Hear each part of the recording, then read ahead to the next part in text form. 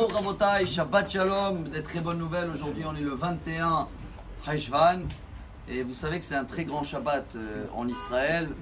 Pour être un peu plus précis, à Hebron, ce Shabbat, Shabbat Chayei Sarah, il y a plus que des milliers, de dizaines de milliers de personnes qui viennent de partout dans le monde.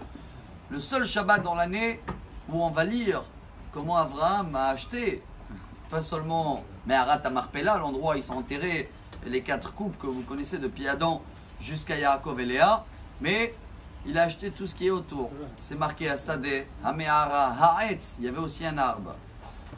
Je crois qu'un message qu'on peut tirer en tous les cas pour nous que nous ne sommes pas là-bas, ce Shabbat, ceux-là qui vont là-bas, ils vont être attachés.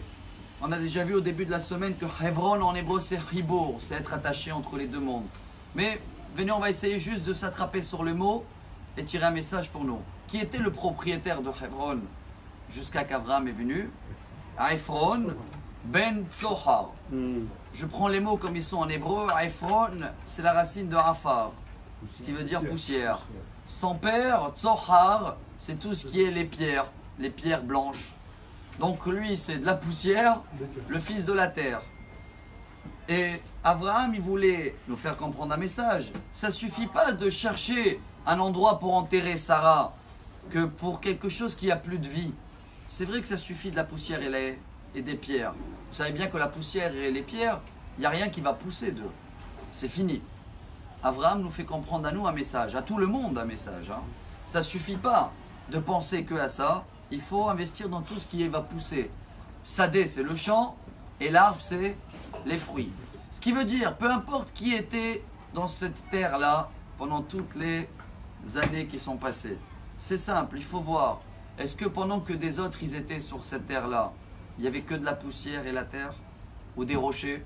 Est-ce que même aujourd'hui, les personnes qui habitent autour de nous, dans leur ville où ils sont, est-ce qu'ils ont tout ce qu'on voit, la beauté en Israël, les vignobles, les champs, etc. Si oui, c'est que peut-être ils méritent. Mais sinon, en regardant pendant ces 2000 ans, c'est incroyable de voir comment depuis 60 ans, chers amis, qu'on est revenu sur cette terre, tout pousse, tout fleurit, tout est vert, tout est beau. Et pendant 2000 ans qu'il y avait les autres qui étaient là, Ephron, Tzohar, poussière et des pierres. Alors oui, Abraham nous voulait faire comprendre pour nous un double message. Un, pour cette terre-là, on a compris son message, mais même pour notre vie, chers amis, on va terminer avec ça. Que chacun de nous voit investir cette paracha. S'il veut être attaché à les deux mondes, avoir et le matériel et les spirituels, chaque investissement, il doit voir est-ce que ça va pousser quelque chose de ça.